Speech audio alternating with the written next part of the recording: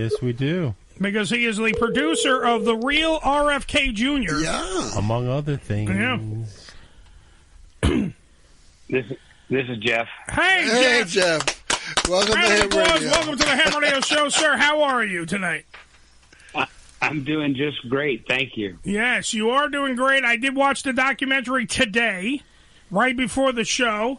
Got tons of questions. The name of the documentary it has a nice size title, but The Real RFK Jr. is the beginning. So that's all you really have to look up. Look up that and Jeff Hayes, and you'll get to see, because it's out there for free, right, Jeff? It is. Yeah, and people can go to the RFKmovie.com is the short way to get to it.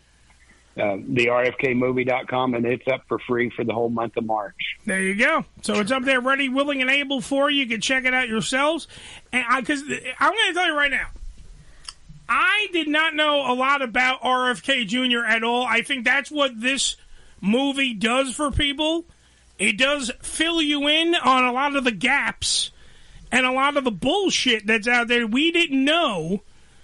And now you know, like, some of the facts behind a lot of the stuff that's out there. Like, a lot of people look at him as just this super environmental warrior that fights all these big, legal battles and goes out there and does this stuff. But they don't know the man behind all the stuff that's going on. I think Jeff died. Jeff, are you there? No, I'm sorry. I'm sorry. Yeah, I think he's eating hamburgers. Yeah, shut up, Joe. Bobby is a very deep, rich human being, and what we tried to show in the film is he had an upbringing that was like nobody else on this earth. I mean, he grew up. His house on Hickory Hill was the weekend White House, and from the time he was 4 and 5 years old, every weekend there were politicians and celebrities at the house every weekend. And the things that he saw, the decisions that he saw being made, and then, most fascinating to me was that, after his father died, he got addicted to drugs, and he was a heroin addict for 14 years. Well, that's what I wanted to talk about. That's what I wanted to talk to you about, because I don't want to skip over that, because that was, to me, one of the most mind-blowing things from the documentary. That how he, number one, think about this for a minute, Joe. Just so Joe over here, who's on our show. Joe, say hi to Jeff for a minute. Hi, Jeff. How are you? There you go. Joe, you have to imagine. Hey, Joe. This is Robert Fitzgerald Kennedy Jr. Okay? This is Bobby's eldest Bobby, son, right? one of the namesakes, looks like his father, the whole 9 yards. This guy used to go into Harlem and go buy heroin. Yeah, really. Like, do you understand what I'm saying? Like, that's crazy to me. The thought of that happening is a crazy thought to me, because I'm sitting there going, like, who doesn't know a piece of Camelot? Who doesn't know the Kennedys at all? Like, he went there for a bunch of years. Jeff was saying 14 years he was an addict. Yeah. He even OD'd at one point, but lived, obviously. Yeah. But he OD'd at one point. And it's just insane because they go into everything. He doesn't hold back. He talks about how he did crystal meth. Really? How he did it. And then the other brother died. Like, the other brother died of it. Yeah. So it's insane that he doesn't gloss over that in the documentary, because most documentaries would just kind of not even, they would sweep that under the rug. Wow. That was the one thing I got to say I was impressed by, Jeff, how this documentary literally kind of just blew the curtains off and was like, hey, this is the truth. Here you go. Used to do heroin. That's crazy to me. What do you think? So what's so amazing about it is he was a highly functional addict. Yeah. He went to Harvard while he was a heroin addict, graduated, then proceeded to go to the University of Virginia Law School, where his father went to school, and got his law degree while he was a heroin addict. So he was high functioning. And, what's interesting, and you hear him talk about how he was baffled by his addiction. He was so disciplined in every other area of his life, and every day he would commit, I'm not going to do this today. And by the end of the day, he had done it again.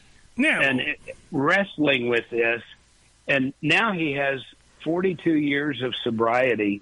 he's still, if he's in L.A., he still goes to 9 meetings a week. He is very active in a 12-step program, and is really, helped create some of the largest groups, most popular groups in L.A.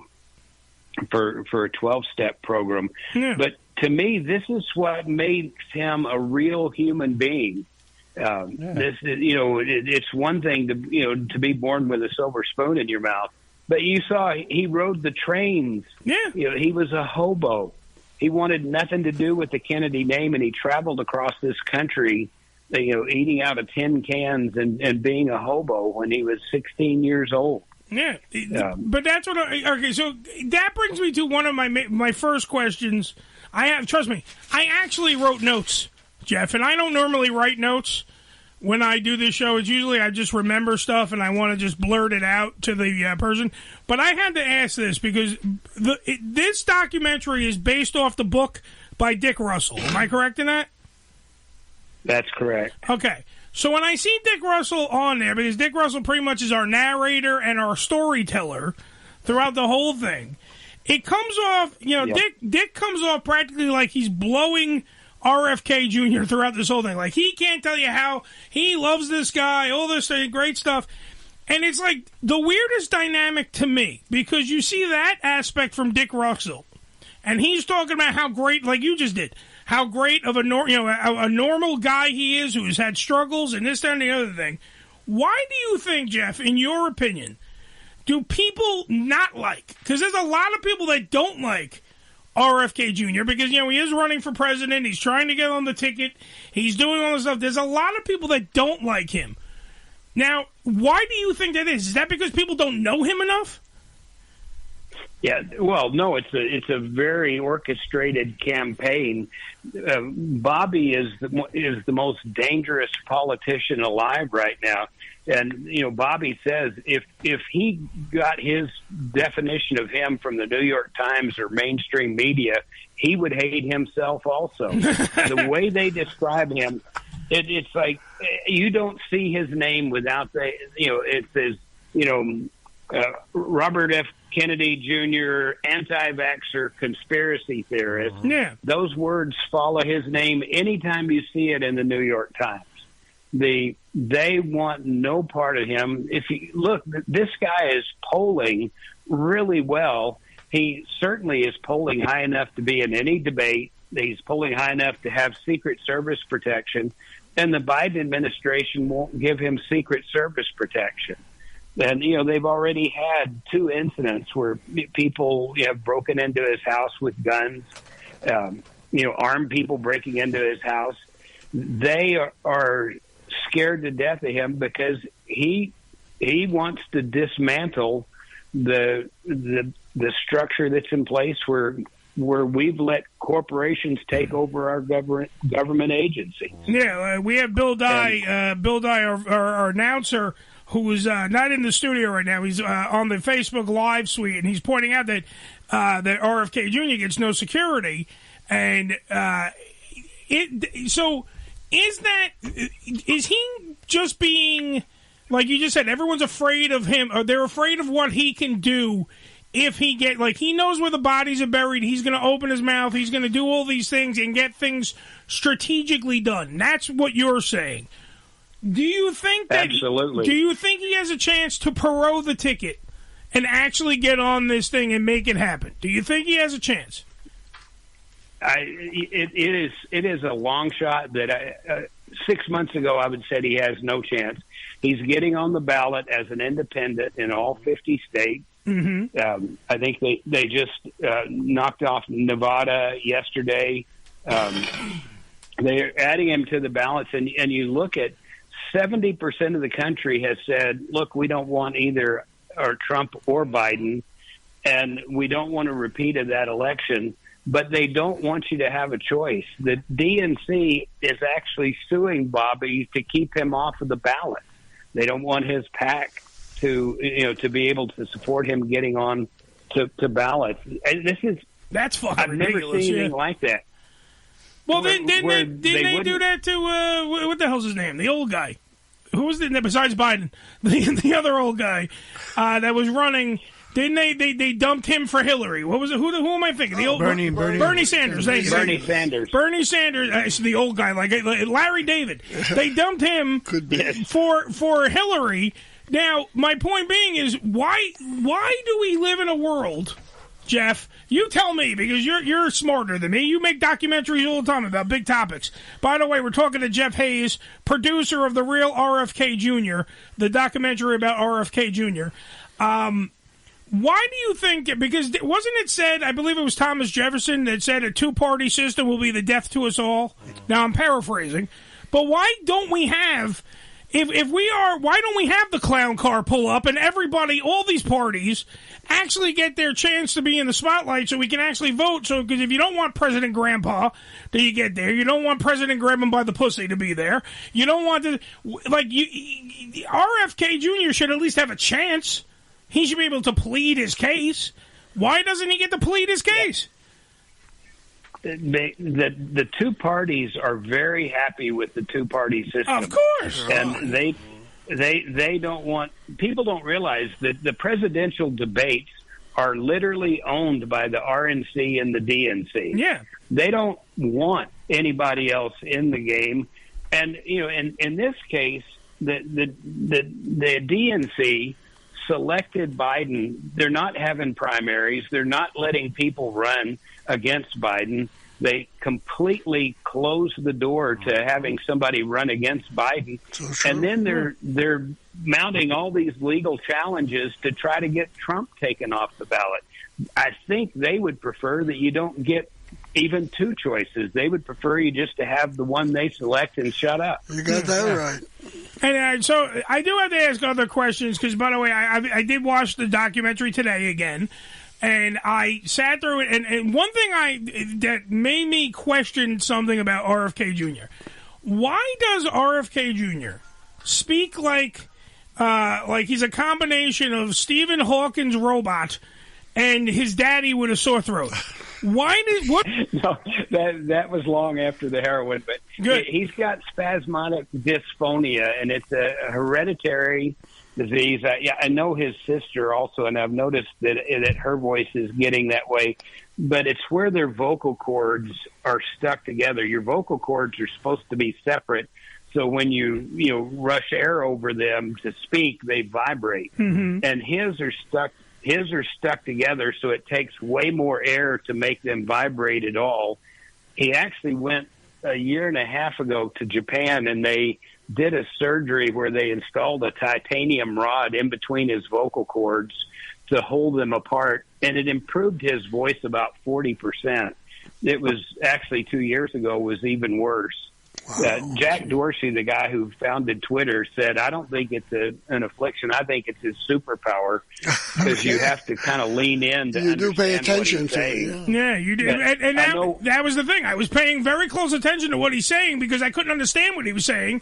And then once you focus in on him, it's kind of hypnotizing. You start listening more to what he's saying. Yeah, he told me one time, he says, oh, Jeff, I feel sorry for anybody who has to listen to me. I am so embarrassed by my voice. And like everything else, he just takes it in stride and moves forward. He's really the most stoic person I've ever met. All right, good, because I was just making sure he had a full, clear medical health. Because, you know what it is? I don't know who I'm voting for yet. I know I sure as hell ain't voting for President Grandpa again. And if my only option is President Grab him by the pussy, then I the Orange Overlord, I don't know if I want that either. So I want other options, but I want to make sure that my option is healthy enough to go to the White House. So thank God you cleared that up because that's it is the other two off. It is when you watch the documentary, which I suggest everyone does because you actually learn some shit about RFK Jr., which stuff that I did not know. I mean, I knew a lot of his environmental stuff. I knew that the Monte Santo, all that stuff, the stuff with Smithfield and the pigs. I knew a lot of that because you read the paper, you see it, you see all the stories. But the how he grew up, the stuff when he was in college, the drug use, getting off the fucking drugs, being in the being in rehab, doing the actual, like he was talking about the 12-step program where he still goes to, AA meetings and stuff like that. That's crazy. You know what I mean? That's, to me, all the stuff that I think more people should know about that because they don't know this guy. You mean, like, a lot of the freaking Kennedys, Jeff, get lumped together. Everybody gets put into Camelot, and that's it. And no one freaking knows who these people are. They know the one guy that used to deliver oil. Do you remember the commercial with the oil? Right. The Kennedy. That's the Kennedy I know. Do you know what I mean? Like, because I didn't grow. Kennedy. That's Joe Kennedy. I didn't grow up with JFK in my life. I'm too young. I didn't grow up with RFK, his father, in my life. I had the Kennedys after everything. You know what I mean? Like, I had Ted after he killed the lady. In Lake Chappaquiddick. Well, you got the best part. Hey, let's go driving with Ted. I have all that. That's the Kennedys I have. Do you know what I'm saying? So it's good when you lump them in, because they do look, they're like a cursed family. So when you lump them all in, you don't know the individual that we're talking about. And that's why I think this documentary is kind of important, because you do learn a shitload about RFK Jr. You learn who the man actually is. And yeah, a lot of people are sitting there on their Twitters right now going, this is just propaganda. You're trying to get RFK on the ticket, blah, blah, blah, blah, blah. And they're on their typity boxes, and they're spouting on their soapboxes. But the fact is, I didn't know shit about this guy, and now I seem to know way too much.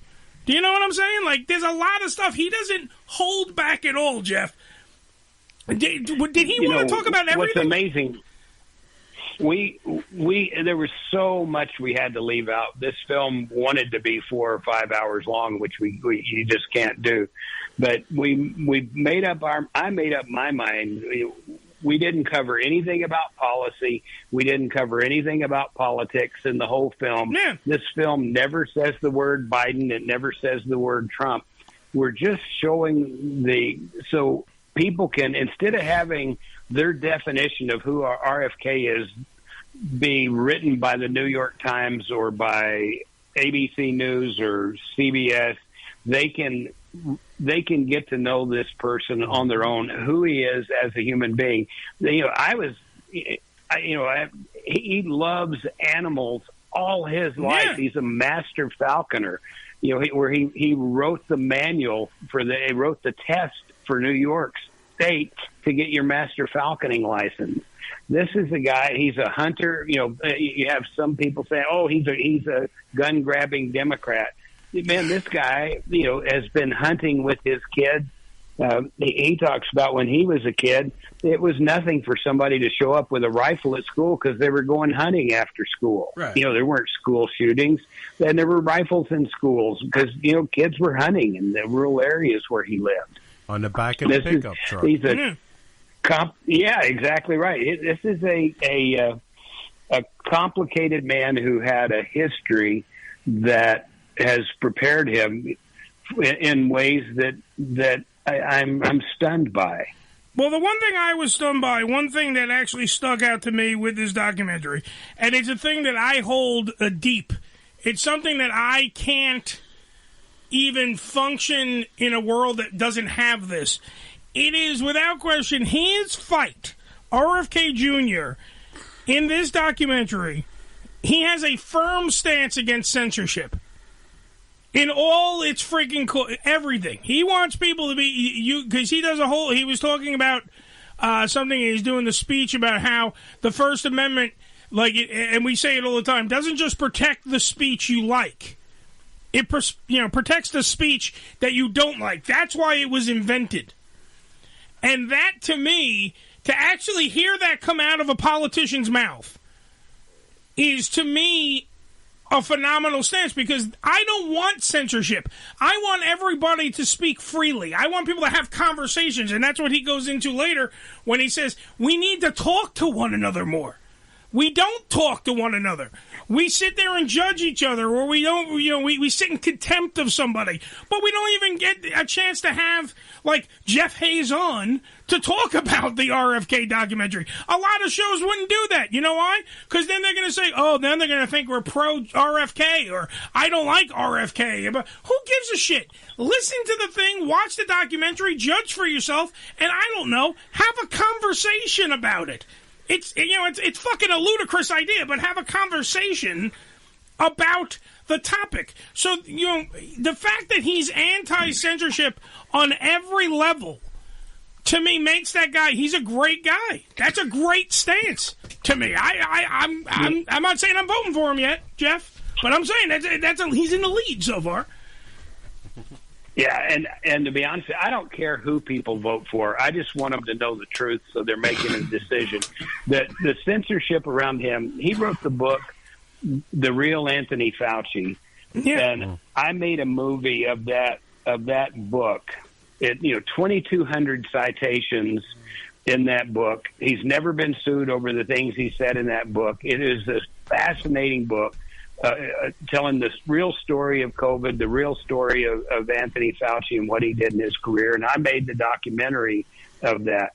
That book sold 1 million copies its first year, and it was the most suppressed book in your lifetime, in my lifetime. Bookstores that wouldn't carry it, and not ever is 17 weeks on the New York Times bestseller list, and there still to this day has not been one major media review of the book. No, of course they not. Put a silencer on him. He used to write an opinion piece for the New York Times every 6 months like clockwork. They won't return his phone calls. They want nothing to do with him. The Atlantic did a hit piece on him a year ago, and meanwhile, his Twitter account was closed down, his Instagram was closed down, his Facebook was closed down, and Atlantic wouldn't publish his rebuttal to it. Literally, they could say anything about him they wanted to, and he had no avenue to access to make a response. And this is the censorship that we have in this country right now. I'm actually attending an event Saturday at the University of Austin as a part of South by Southwest, where he and Nadine Strawson are talking about censorship and freedom of speech. Nadine Strawson used to be the president of the ACLU. During COVID, the ACLU said, we're not going to support people who speak out against COVID. We're not going to represent somebody who speaks out against the vaccine. Nadine Strawson resigned because this is what the ACLU, she's a Jewish woman who's defended Nazis, then their right to speak. And they've abandoned that position. Somebody has to stand up for freedom of speech in this country. We live in a weird-ass world, man. We live in a weird-ass world. We were talking about that before we went on the air today. Yeah. The world is topsy-turvy. Nothing makes sense. It is a crazy world that we live in because everybody, it seems like up is down, down is up.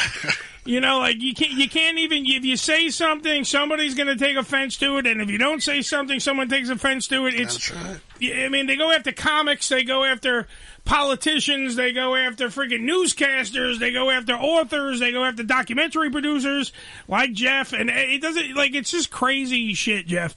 One thing though, Jeff, I do have to say, because we got to wrap this up. Jeff Hayes, by the way, yet again, like I've said numerous times, you need to check out this documentary. It's The Real RFK Jr. He's the producer of the documentary. That's Jeff Hayes right here. Jeff, what was the website where they can watch the documentary absolutely free? TheRFKmovie.com. There you go. TheRFKmovie.com. You can check it out for the whole month of March. The rest of this month. It's still going on absolutely free. If you have the time, check it out. Learn about the other people who are out there in the election. Because, look, it ain't just about Grandpa. It ain't about fucking the Orange Overlord. It can be about whoever you want because we live in a world that's supposed to be a democracy. for Christ's sake. However, I'm giggling. we don't have that. So on that note, thank you, Jeff, for being on the program. Thank you for making documentaries to show people stuff, not just this one, the countless other ones that you have made. That's right. Thank you, sir. And by the way, accept my friend request, Jeff, because I want to be your friend, sir. Okay.